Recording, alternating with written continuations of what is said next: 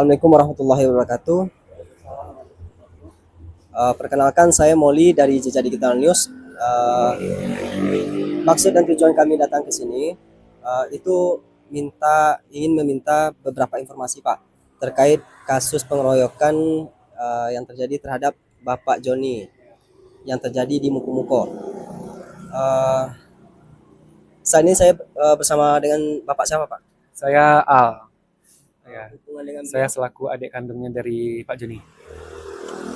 Baik. Uh, Mohon izin Pak Al, bisakah Bapak menceritakan kronologi kejadian tersebut, Pak?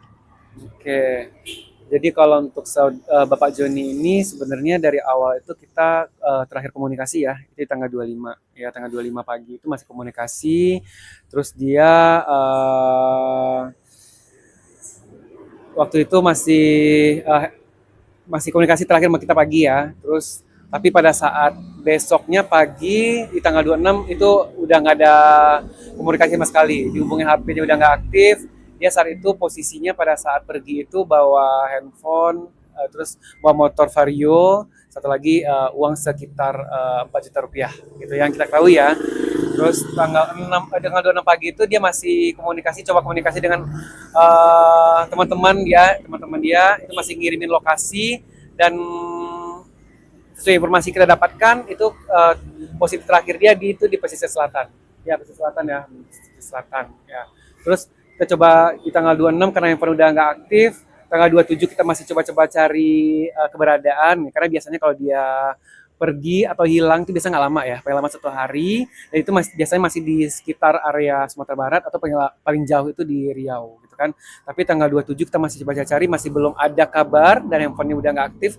Tanggal 28, 29 dan kita mulai kok bisa ya nggak ada kabar selama ini, kita mulai curiga dia kemana. Terus kita coba-coba cari, nyebarkan informasi, tanya-tanya ke semua kantor polisi, ke dinas kesehatan segala macam untuk cari informasi, dan itu memang belum ketahui gitu ya, sampai dengan terakhir di tanggal berapa kemarin?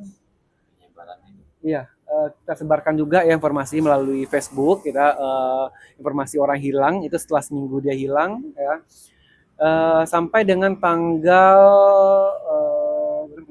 16 ya, tanggal 16 masih belum ada informasi sama sekali.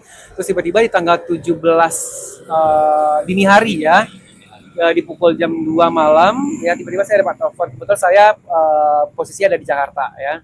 Memang saya hari-hari itu stay di Jakarta. Tanggal 17 di jam setengah satu ya, setelah jam setengah satu saat saya mau tidur, saya dapat telepon ya dari salah satu warga atau teman ya di Payakumbuh. Dia nelfon kalau dia mengirimkan WhatsApp, kalau dia dapat informasi ya terkait dengan Pak Joni gitu kan. Dia menceritakan bahwa benar nggak yang ada di foto inilah Bapak Joni ya.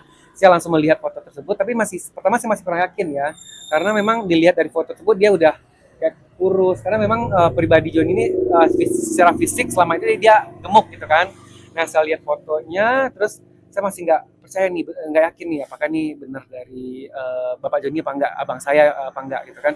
Saya lihat, terus saya coba telusuri ya orang yang posting ya, itu menggunakan akun Desi ya kalau nggak salah ya. Terus saya telusuri akunnya, saya visit, terus di situ ada postingan video ya, dan video lagi nyanyi ya waktu itu ya, lagi ya nyanyi-nyanyi. Terus di situ saya yakin ya dengan video itu benar ya abang saya, Pak Joni gitu kan.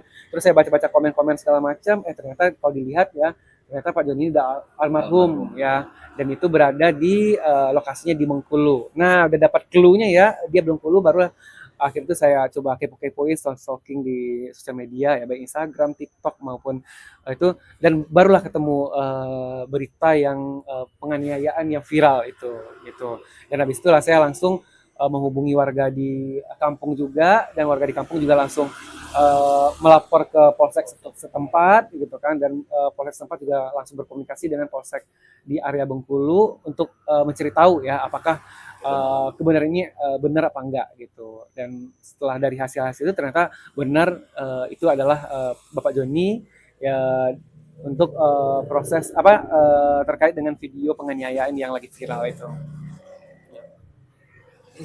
Baik. Eh, Selanjutnya, bagaimana kondisi psikis keluarga setelah mendengar berita meninggalnya Bapak Joni di lokasi, Pak? Untuk pada saat mendengar itu ya pasti shock ya, shock banget ya, ya karena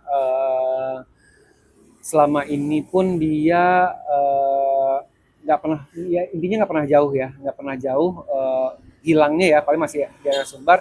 Terus tiba-tiba kita mendengar setelah 3 minggu hilang, dan ternyata dapat informasi video tersebut, dan eh, meninggal pun dengan dalam keadaan yang sangat tidak wajar ya, sangat tidak wajar karena proses penganiayaan. Baik. Bagaimana dengan proses hukum? Apakah sudah ada tindak lanjut dari pihak berwajib, Pak? Kalau untuk saat ini kemarin ya kita untuk masih fokus ya, untuk membawa menyelamatkan jenazah dari Bengkulu untuk dibawa ke kampung halaman ya, biar dekat sama keluarga juga gitu. Jadi kalau misalnya karena dia punya anak juga ya, jadi biar secara misalnya anak mau jenguk kuburan bapaknya itu lebih dekat. Jadi makanya kita memutuskan kemarin itu untuk fokus terlebih dahulu untuk membawa jenazah ke kampung halaman. Gitu.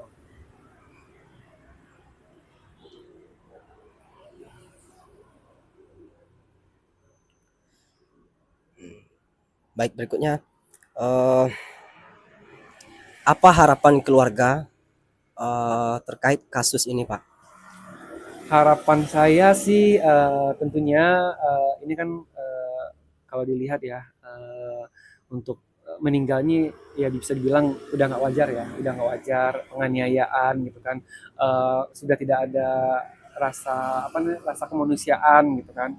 Nah, saya berharap ya dengan viralnya ini ya, saya meminta kalau bisa dari pihak-pihak kepolisian, pejabat-pejabat atau oknum-oknum yang terkait ya, bisa apa sih namanya ya, uh, membantu atau telusuri lah apa kejadian dan peristiwa ini sampai tuntas gitu. Baik, kembali ke eh, kondisi psikis dari keluarga, terutama anak. Menurut informasi beliau memiliki anak ya, Pak ya? Ya, dia punya anak saat ini sudah berumur sekitar 13 tahun ya, kelas 2 SMP, anak laki-laki. Itu bagaimana Pak kondisi psikisnya? Kalau anak ya pasti shock ya, pasti terpukul banget ya. Baik, ada pesan yang ingin disampaikan nggak Pak untuk masyarakat luas terkait kasus ini? Kalau pesannya dari kita ya, pihak keluarga kalau bisa kasus ini bisa diusut ya, bisa diusut. Jadi kita minta tolong bantuan dari pihak media juga untuk meng-up kasus ini ya, supaya si pelaku ya yang tidak, menurut saya tidak punya kepribadian ya, jelas orang yang maksudnya ya dalam gangguan jiwa gitu ya, masih diperlakukan seperti itu gitu, yang secara tidak wajar gitu kan, main hakim sendiri. Jadi saya minta dari teman-teman media bisa up kasus ini, kalau bisa bisa ditelusuri sampai tuntas, kalau bisa orangnya bisa mendapatkan hukuman ya, ya sesuai dengan perbuatan dia. Baik, untuk sesi selanjutnya kami mohon izin Pak Jorong meminta sedikit informasi dan harapannya. Ya, yang ingin saya tanyakan, bagaimana perilaku almarhum di lingkungan Guguk Lapan Koto di masyarakat? Ya baik, setahu kami almarhum ini orangnya sangat baik dan sangat bermasyarakat. Kalau kalau dalam keadaan dia sehat, itu untuk sholat 5 waktu aja di masjid. Bahkan dia terkadang azan di masjid, pokoknya puasa, berbuka puasa itu di masjid. Jadi sehari-hari memang kebanyakan di masjid aja gitu. Baik, memang baik ya Pak ya. Eh, Buat agama. Bagaimana harapan Bapak terhadap kasus yang menimpa warga Bapak ini Pak? Ya, harapan kami mungkin untuk mewakili masyarakat kami khususnya tentang kejadian pengeroyokan ini, memang kami memohon kepada Bapak Presiden Prabowo dan juga Bapak Kapolri dan semua instansi yang terkait lah untuk dapat menuntaskan dan menindaklanjuti kasus yang terjadi kepada almarhum Bapak Joni ini. Dan mungkin kami memohon keadilan untuk kasus ini. Baik, semoga permintaan Bapak atau harapan keluarga besar itu dapat didengar oleh pihak berwajib atau pejabat-pejabat berwenang. Itu harapan kita ya Pak ya. Baik, terima kasih Pak Jorong atas informasi dan harapannya. Kontributor Jejak Digital News, Molly dan Yori melaporkan.